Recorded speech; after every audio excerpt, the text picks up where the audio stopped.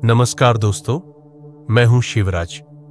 मैं एक शिक्षक हूं और आज मैं आपको अपने जीवन की एक सच्ची घटना सुनाने जा रहा हूं। एक ऐसी घटना जो आज भी मेरे जहन में ज्यों की त्यों जमी हुई है। यह किस्सा उन दिनों का है जब मुझे नौकरी करते हुए 4 या 5 साल ही हुए थे। हालांकि वो जनवरी का महीना था, नए साल की शुरुआत, लेकिन स्कूल का आखिरी सत्र चल रहा था। एग्जाम्स को बस 2-2.5 महीने बचे थे, फिर छुट्टियां शुरू हो जाती।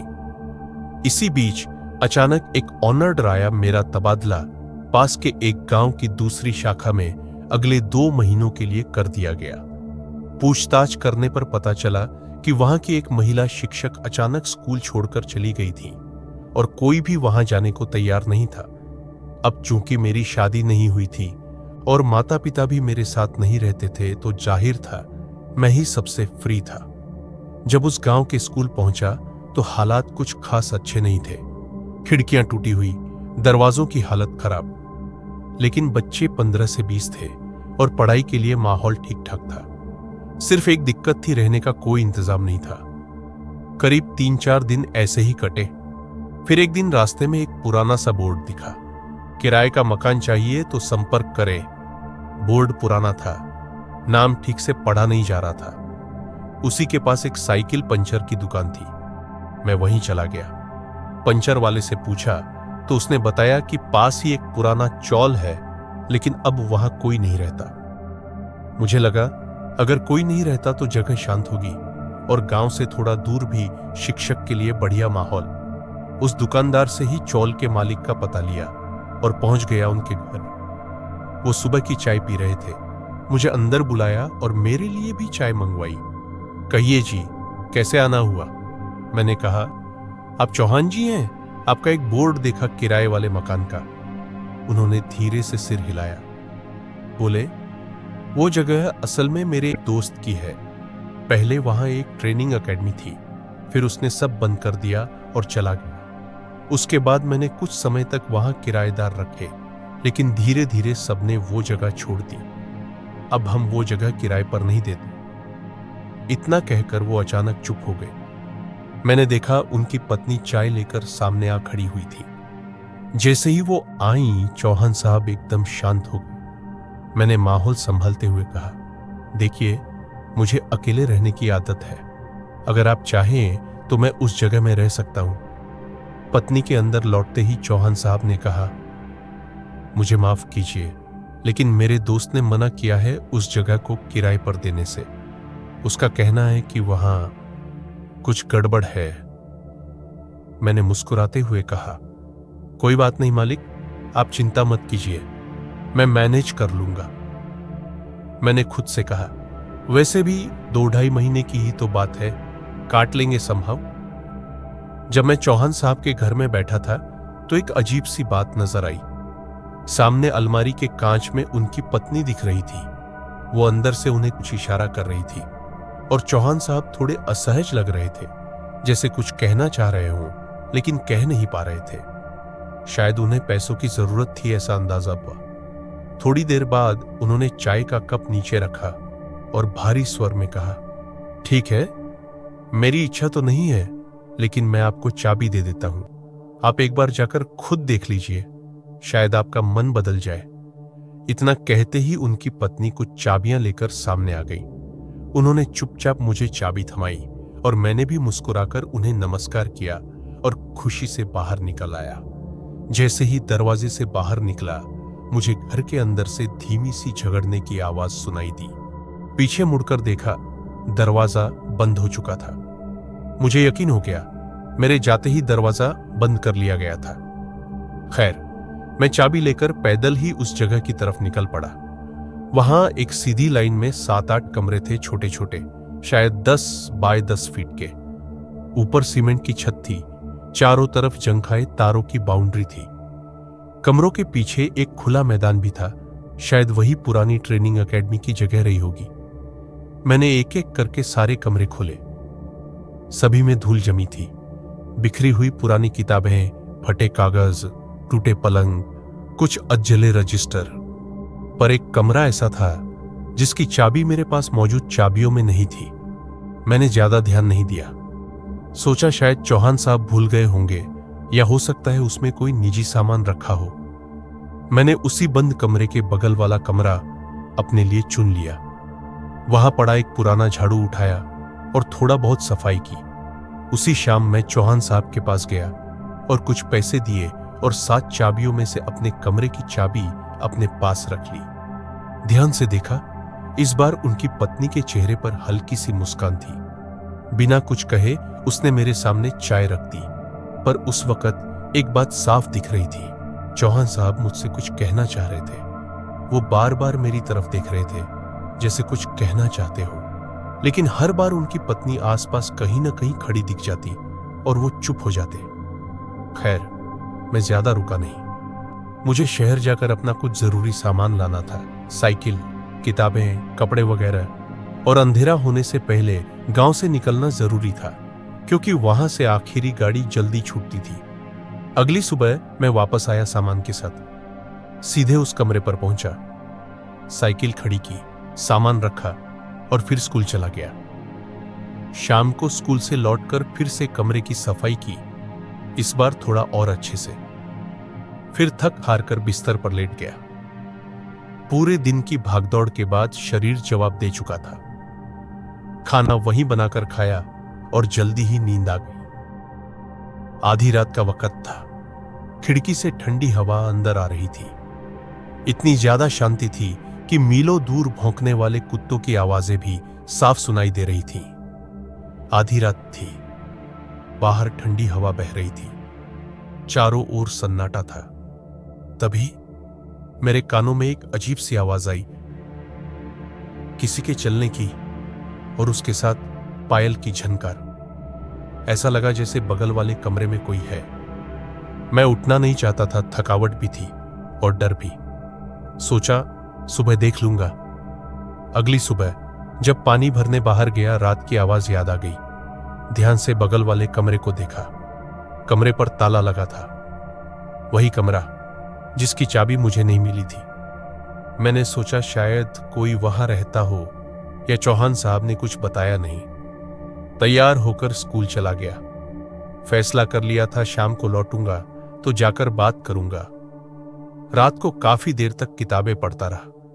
कोई आवाज नहीं आई और मैं पढ़ते पढ़ते सो गया। रात के करीब 2:30 बजे एक आवाज ने मेरी नींद तोड़ दी। मैं लेटा ही रहा। फिर वही पायल की आवाज, कदमों की आहट। अब वो आवाज मेरे दरवाजे के पास आकर रुक गई। फिर कुछ खटपट, जैसे कोई दरवाजा खोलने की कोशिश कर रहा हो। एक पल को तो सांस रुक गई। दरवाजे पर खड़खड़ाहट हुई। फिर दरवाजा जैसे खींचा, लेकिन खुला नहीं। मेरा शरीर कांप उठा। बगल के कमरे में कोई है, इसमें अब शक नहीं था। मैं सोचता रहा, काका ने मुझे बताया क्यों नहीं कि वहां पहले से कोई रहता है। और तभी रोने की आवाज, धीमी सिसकी जैसी। फिर थोड़ी देर में वो रोना तेज हो गया। अब वो चीखने जैसा लग रहा था। ये आवाज किसी लड़की या महिला की थी, पर इतनी रात को वो रो क्यों रही थी? मैं सोच रहा था आवाज दूं या नहीं। तभी एक जोरदार चीख किसी आदमी की। मैं घबरा गया, हिम्मत करके चिल्लाया, कौन है वहां? और सब शांत। एकदम से जैसे पूरी दुनिया रुक गई हो। बिजली पहले से ही नहीं थी। मैंने पास रखी टॉर्च उठाई और दरवाजा खोला। पहले बाहर देखा, फिर बगल वाले कमरे की ओर बढ़ा। मन में डर ऐसा था कि 3-4 कदम भी भारी लग रहे थे। टॉर्च की रोशनी दरवाजे पर डाली तो देखा वहां ताला लगा हुआ था। तुरंत पीछे मुड़ा, चारों ओर टॉर्च घुमाई। कोई नहीं था। सोचने लगा, अगर कोई था तो ताला लगाकर कहां चला गया? और अगर वो कोई लड़की थी तो इतनी रात को यहां आई कैसे? इस जगह तक आने के लिए तो कोई साधन ही नहीं था। एक पल को लगा कहीं किसी ने किसी को इस कमरे में बंद तो नहीं कर दिया। मैं फिर दरवाजे के पास गया, धीरे से दस्तक दी। फिर कहा, क्या कोई अंदर है? मैं पास वाले कमरे में रहता हूं, मेरा नाम जयराम है। अगर आपको कोई परेशानी है तो आप मुझे बता सकती हैं। बहुत देर तक इंतजार किया। पर कोई जवाब नहीं आया। आखिरकार थक हार कर वापस अपने कमरे में चला गया। मैंने सोचा अगर फिर से कोई आवाज आई तो जरूर दोबारा जाकर देखूंगा, लेकिन फिर कुछ भी नहीं हुआ। थकान इतनी ज्यादा थी कि कब आंख लग गई पता ही नहीं चला। सुबह नींद खुली तो देखा उठने में देर हो चुकी थी। जल्दी जल्दी नहा धोकर तैयार हुआ और जाते जाते एक बार फिर बगल वाले कमरे को देखा। कमरा बंद था, ताला जस का तस। कोई हलचल, कोई निशान नहीं। मैंने अपनी साइकिल उठाई और तेजी से स्कूल की ओर निकल पड़ा। दिन भर काम में लगा रहा, लेकिन दिमाग में बार बार वही आवाजें, वही रात, वही ताला। स्कूल खत्म हुआ तो तय कर लिया कि जाते जाते चौहान काका से मिलकर पूछूंगा आखिर उस कमरे में रहता कौन है। पर जब उनके घर पहुंचा, दरवाजा बंद मिला। पड़ोसियों से पूछा तो पता चला कि काका 2 दिन पहले ही शहर चले गए हैं और करीब 8 से 10 दिन तक वापस नहीं आएंगे। निराश होकर मैं बाहर निकल आया। साइकिल की चेन बहुत आवाज कर रही थी। सोचा पंचर वाले के पास जाकर दिखा दूं। जब वहां पहुंचा तो देखा वो अपनी पुरानी लकड़ी की कुर्सी पर आंखें मूंदे लेटा हुआ था। मेरी साइकिल की आवाज सुनकर उसने आंखें खोली। मैं पास गया और कहा, भाई ये साइकिल बहुत खड़खड़ कर रही है, जरा देख लेना। वो उठकर औजार लेकर आया और साइकिल के पास बैठ गया। पता नहीं क्यों उसी वक्त मेरे जहन में वो कमरा फिर घूम गया। मैंने उससे यूं ही पूछ लिया, अरे वो चौहान काका की जो चौल है वहां कोई रहता है क्या? वो बिना मेरी तरफ देखे बोला, अरे दादा वो बहुत पुरानी जगह है, उसके बारे में गांव में तरह तरह की बातें होती हैं। किस तरह की बातें? मैंने पूछा। उसने औजार चलाते हुए कहा, लोग कहते हैं कि वहां कुछ अजीब है, भूत प्रेत जैसा कुछ मामला है शायद। मैंने आंखें चौड़ी की। क्या मतलब? वो बोला, पहले वहां एक ट्रेनिंग सेंटर हुआ करता था, फिर किसी ने शिकायत कर दी और वो बंद हो गया। बाद में वहां कुछ लोगों ने उसे होटल की तरह इस्तेमाल करना शुरू किया। एक दिन एक लड़का और लड़की वहां आ गए, बोले घर से भागकर शादी की है। रहने की जगह नहीं थी तो मालिक ने दया कर दी, रहने दिया। उस वक्त वहां और भी लोग किराए पर रहते थे, लेकिन उसी रात उस लड़के ने लड़की को मार डाला और खुद भाग गया। सुबह लड़की की लाश मिली और गांव में हंगामा मच गया। मकान मालिक पर भी शक गया, उसे जेल हो गई। जेल जाने से पहले उसने चाबियां चौहान काका को सौंप दी, पर बदनामी इतनी हुई कि वहां रहने वाले एक एक कर निकल गए। सालों बाद पैसों की जरूरत में काका ने फिर से वो जगह किराए पर चढ़ाई, लेकिन जो भी आता एक रात रुकता और अगली सुबह बिना बताए चला जाता। सब कहते उस जगह में कुछ गड़बड़ है। इतना कहकर वो कुछ देर चुप रहा, फिर मेरी तरफ देखते हुए बोला, क्यों रे, तुझे कुछ महसूस तो नहीं हुआ? मैंने जोर से सिर हिलाया, नहीं ऐसा कुछ नहीं, बस ऐसे ही पूछ लिया। वो मुस्कुराया और बोला, ठीक है, साइकिल की चेन टाइट हो गई है, अब आवाज नहीं करेगी। मैंने पैसे दिए और चुपचाप वहां से निकल गया। उसकी बातें सुनकर डर तो नहीं लगा, लेकिन दिमाग में एक सवाल लगातार घूमता रहा, क्या सच में भूत प्रेत होते हैं या ये सब सिर्फ कहानियां होती हैं? मैं सोच रहा था, हमारे आसपास कुछ घटनाएं अजीब होती हैं और हम उन्हें सीधे भूत प्रेत से जोड़ देते हैं। जो दिखता नहीं वो महसूस होता है, और जो महसूस होता है उसे नाम दे देते हैं, आत्मा का, डर का। मैंने खुद से कहा, अगर वाकई उस जगह में कुछ होता तो चौहान काका जरूर मुझे बताते। काम खत्म करके मैं साइकिल उठाकर वापस अपने कमरे की ओर चला गया। उस रात मैंने 3-4 बार बाहर झांक कर देखा। उम्मीद थी अगर वहां कोई रहता होगा तो कुछ हलचल जरूर होगी, लेकिन कुछ भी नहीं। ना कोई आवाज, ना कोई आहट। हर तरफ एक गहरा ठहरा हुआ सन्नाटा। ऐसा लगा जैसे जो भी था वो कल रात ही यहां से चला गया और अब कभी नहीं लौटेगा। उस रात मुझे बहुत गहरी नींद आई। अगले दिन मैं रोज की तरह तैयार हुआ और जल्दी स्कूल के लिए निकल गया।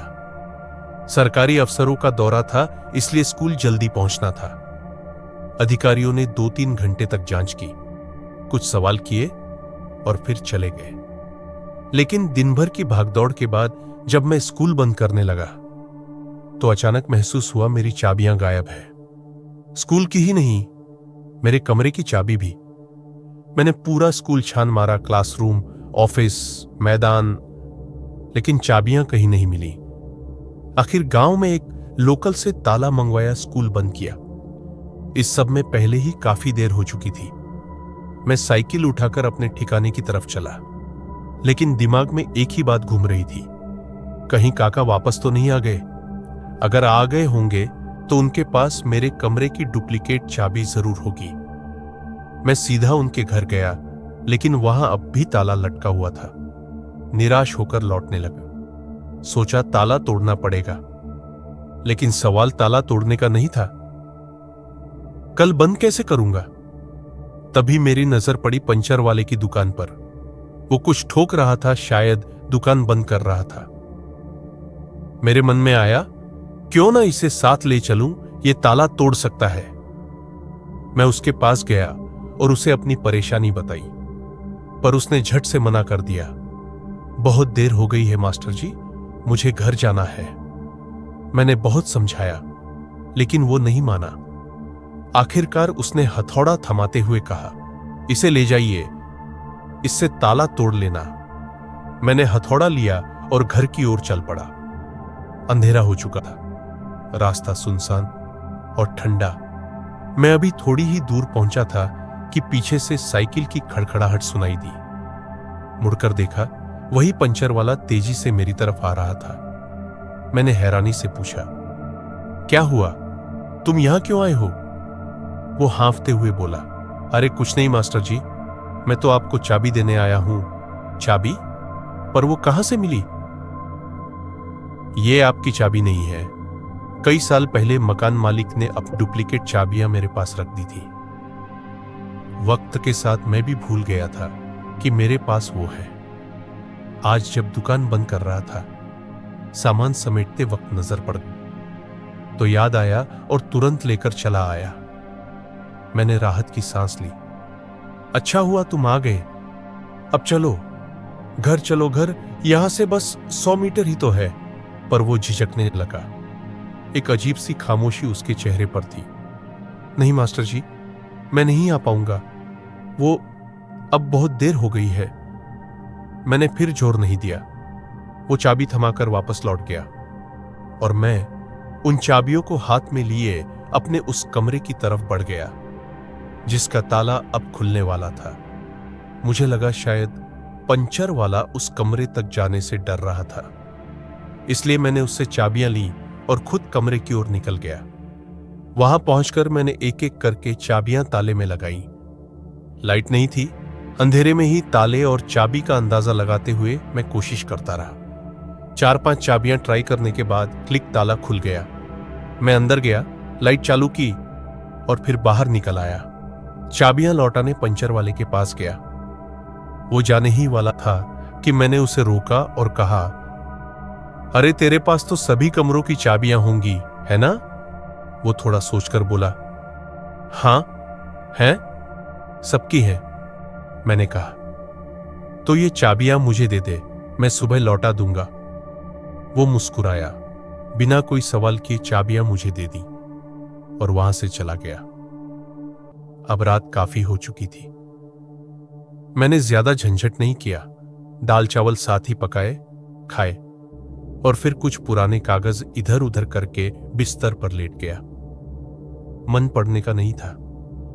आंखें बंद की और शांति से लेटा रहा। धीरे धीरे नींद आने लगी। तभी फिर वही आवाज, खड़ खड़ की हल्की सी ध्वनि, जैसे कोई दरवाजे से कुछ खींच रहा हो। मैंने आंखें खोली और दीवार पर टंगी चाबियों की ओर देखा। अचानक एक खींचने जैसी कर कर की आवाज आई। मैं तुरंत उठकर बैठ गया। उठने ही वाला था कि झप लाइट चली गई। अंधेरा, घना, ठहरा हुआ, दबाव भरा अंधेरा। ऐसा लगा जैसे खुद अंधेरा भी मेरी तरफ बढ़ रहा हो। मैंने तुरंत टॉर्च ढूंढनी शुरू की। उसी वक्त वो सिसकी, वही आवाज, जैसे कोई लड़की बहुत धीमे रो रही हो। मेरे रोंगटे खड़े हो गए। सुनने में वो आवाज किसी दीवार के पार से आ रही थी, धीमी, टूटी हुई, पर दर्द से भरी। मैं अंधेरे में हाथ घुमाते हुए टॉर्च ढूंढ रहा था। आखिर एक कोने में टॉर्च हाथ लगी। जैसे ही मैंने उसे चालू किया, वो सिसकी अचानक रुक गई। हर ओर सन्नाटा छा गया। मैंने जल्दी से चाबियों का गुच्छा उठाया, टॉर्च लेकर कमरे से बाहर निकला। जैसे ही बाहर निकला, टॉर्च बार बार झपकने लगी, मानो वो भी मुझे रोकना चाह रही हो। थोड़ी घबराहट में टॉर्च को ठीक करने की कोशिश करता रहा, लेकिन तभी वो आवाज फिर से, अब पहले से भी ज्यादा तेज, ज्यादा डरावनी। वो रोना अब चीख जैसा लगने लगा था। मैंने हिम्मत की और दरवाजे की ओर बढ़ा, जिस कमरे से कल रात भी ऐसी ही आवाजें आई थी। चाबी हाथ में थी। मैंने जल्दी से ताले में चाबी डाली।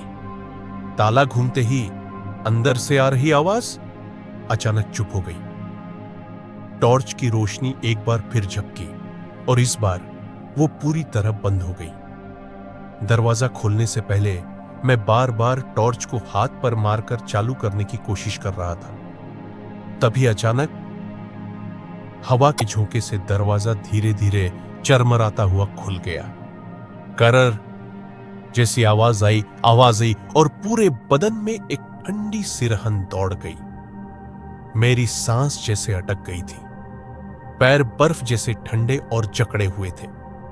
हिम्मत ही नहीं हो रही थी कि नजर उठाकर अंदर देखूं, और तभी टॉर्च चालू हो गई और उसकी पीली झपकती रोशनी सीधे कमरे के बीचों बीच पड़ी, जहां एक लाश लटक रही थी। मैं सुन्न पड़ गया। अभी कुछ देर पहले ही तो किसी के रोने की आवाज सुनाई दी थी, तो फिर यह लाश किसकी थी? कमरे की खामोशी अब मेरे खून में घुल रही थी। ऐसा लगा जैसे मेरे सिर पर 100 सांप एक साथ रेंग रहे हों। वो लटकता हुआ शरीर धीरे धीरे झूल रहा था और उसी झूलते झूलते उसका चेहरा मेरी तरफ घूम रहा था। मैं कांपते हाथों से टॉर्च उस चेहरे पर फोकस करने लगा।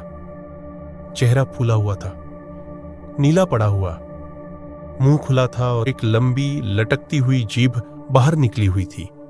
चेहरे पर सूखा हुआ खून था और आंखें बंद थीं। मैं बस यही सोच रहा था, लाश की आंखें बंद, लेकिन फांसी पर लटकी लाशों की आंखें तो खुली होती हैं। उसी वक्त उस लाश ने झट से अपनी आंखें खोल दी और चेहरे पर फैल गई एक डरावनी, खौफनाक मुस्कान। मैं बुरी तरह डर गया, हड़बड़ाकर पीछे गिर पड़ा। चिल्लाना चाहता था, लेकिन गले से आवाज ही नहीं निकली। जिन बातों पर मैंने कभी विश्वास नहीं किया था, वो सब मेरी आंखों के सामने था।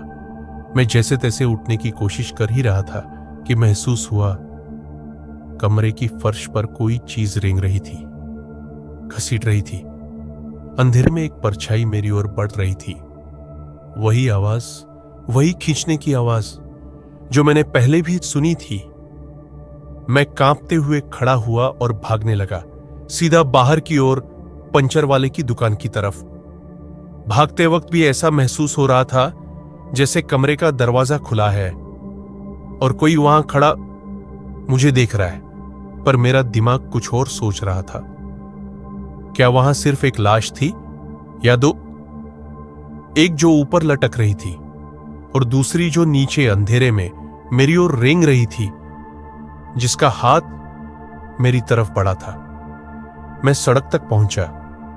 पंचर वाले की दुकान बंद थी। तभी एक गाड़ी पास से गुजरी। किसी ने मेरा नाम पुकारा, लेकिन उस वक्त मेरा दिमाग काम नहीं कर रहा था। मैं बस भागता जा रहा था। थोड़ी देर बाद थककर वहीं गिर पड़ा। पीछे से वही गाड़ी रुकी। कोई मेरे पास आया। मैं कांपते हुए बोला, मैंने कुछ नहीं किया, प्लीज मुझे माफ कर दो, मुझे छोड़ दो। और तभी उस आदमी ने मुझे छूकर कहा, जयराम, होश में आओ, मैं चौहान हूं, तुम्हारे मकान का मालिक मैंने कांपती आंखों से उसकी तरफ देखा। वो वाकई चौहान काका थे।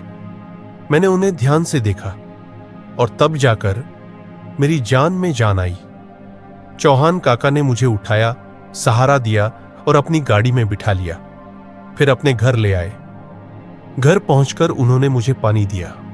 फिर बोले, कोर्ट केस के सिलसिले में अचानक शहर जाना पड़ा था, इसलिए बता नहीं सका। लेकिन उनके चेहरे पर साफ दिख रहा था, उन्हें अंदाजा था कि वहां कुछ हुआ है। वो बस मेरी जुबान से सुनना चाहते थे। मैंने पिछले 3-4 दिनों में जो कुछ भी मेरे साथ हुआ था सब कुछ विस्तार से बताया। मैं बोलता गया और उनकी पत्नी शर्म से सिर झुकाकर चुपचाप वहीं खड़ी रही। चौहान काका गुस्से में उसे घूर रहे थे। सारी बात सुनने के बाद उन्होंने गहरी सांस ली और कहा, मुझे माफ कर दो जयराम, मुझे ये सब पहले ही तुम्हें बता देना चाहिए था। लेकिन मेरी पत्नी के कहने पर चुप रह गया। फिर उन्होंने वो सच बताया जिसे वो सालों से दबाए बैठे थे। तुमसे पहले भी कई लोग वहां रुके, कईयों ने कुछ महसूस किया, पर जो तुमने देखा वो अब तक किसी ने नहीं देखा था। कुछ साल पहले उस कमरे में एक जोड़ा रहने आया था। कहते थे घर से भागकर शादी की है। मकान मालिक को उन पर दया आ गई तो उन्होंने वह कमरा रहने के लिए दे दिया। लेकिन उसी रात कुछ लोग उन्हें ढूंढते हुए वहां आ पहुंचे। किसने बताया, कैसे, किसी को नहीं पता, पर उनके पास उस कमरे की चाबी तक थी। लड़का उस वक्त बाहर गया था, शायद कुछ लेने। जब लौटा तो बाहर खड़े हथियारबंद लोगों को देखकर अंधेरे में भाग गया और अंदर लड़की अकेली रह गई। उन्हें कोई रोक नहीं पाया क्योंकि उनके हाथों में दरांती और कुल्हाड़ी थी। उन्होंने कमरे का ताला खोला, लड़की को बेरहमी से पीटा और फिर उसी कमरे में फांसी पर लटका दिया। पड़ोस के लोगों को धमकी दी गई थी, अगर किसी ने मुंह खोला तो अंजाम यही होगा। और अगली सुबह वो सब लोग उस जगह को छोड़कर भाग गए। अब गांव वाले कहते हैं कि पंचर वाला ही था जिसने उन लोगों को खबर दी थी। सच क्या है भगवान ही जाने। सुबह पुलिस आई, मकान मालिक गिरफ्तार हुआ। कई महीने बाद जब वो छूटा तो उसने कमरे की सारी चाबियां चौहान काका को सौंप दी और हमेशा के लिए गांव छोड़ दिया। कुछ सालों बाद चौहान काका ने वही कमरे फिर से किराए पर देने की कोशिश की, लेकिन कोई भी वहां 2 दिन से ज्यादा टिक नहीं पाया। जयराम, तुम्हारी किस्मत अच्छी थी कि तुम बच गए, नहीं तो आज मैं किसी को मुंह दिखाने लायक नहीं रहता। उस रात उन्होंने मुझे अपने घर पर रुकने दिया। मैंने जैसे तैसे रात काटी, पर बार बार उस लड़की का नीला पड़ा चेहरा मेरी आंखों में घूमता रहा। ऐसा लग रहा था वो दोनों आत्माएं समय के किसी अंधेरे कोने में फंसी हुई हैं। सुबह चौहान काका के साथ मैं फिर से उस चौल गया। उन्होंने मेरा सामान समेटने में मदद की और उसी दिन मैंने वो जगह हमेशा के लिए छोड़ दी। जाते जाते मैं एक बार फिर पंचर वाले की दुकान पर गया, पर देखा आज दुकान नहीं खुली थी। मैं उसे याद कर रहा था कि तभी काका ने पूछा, उस दुकान को ऐसे क्यों देख रहे हो? मैंने कहा, आज पंचर वाला नहीं दिखा, शायद आया ही नहीं। मेरी बात सुनते ही चौहान काका का चेहरा बदल गया। उन्होंने दुकान की तरफ देखा, फिर धीमे स्वर में बोले, वो पंचर वाला तो कब का मर चुका है जयराम। मैं सन्न रह गया। काका बोले, उसी घटना के कुछ दिन बाद एक रात वो भी उस कमरे में कुछ खोजने गया था। सुबह उसकी लाश उसी कमरे में मिली जहां उस लड़की को फांसी दी गई थी। कोई नहीं जानता वो वहां क्यों गया या फिर क्या ढूंढ रहा था। इसलिए तो लोग कहते हैं कि शायद उस घटना में वो पंचर वाला भी शामिल था। चौहान काका की ये बात सुनकर मैं पूरी तरह स्तब्ध रह गया। मेरा दिमाग जैसे सुन्न हो गया था, कुछ समझ नहीं आ रहा था। और तभी मेरे ज़हन में एक तस्वीर साफ हो गई। वही चाबी जिसे खोजने वो रात में गया होगा, वही चाबी जो उसने उन हत्यारों को दी थी। वो डर गया था। पकड़े जाने के डर से खुद उस कमरे तक पहुंचा था, लेकिन उस लड़की की आत्मा ने उसे भी माफ नहीं किया। मतलब जो कुछ मैंने देखा वो सब भ्रम नहीं था।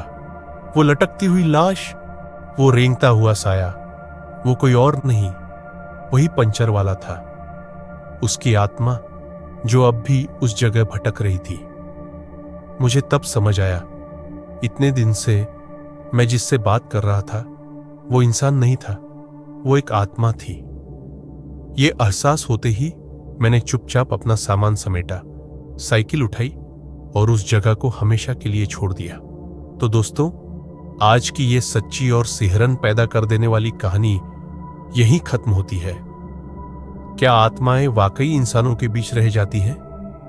क्या अपराध का बोझ मौत के बाद भी पीछा नहीं छोड़ता? यह आप पर है कि आप क्या मानते हैं। लेकिन हां, अगर अगली बार कोई पुरानी चाबी आपको दे तो 2 बार जरूर सोचना।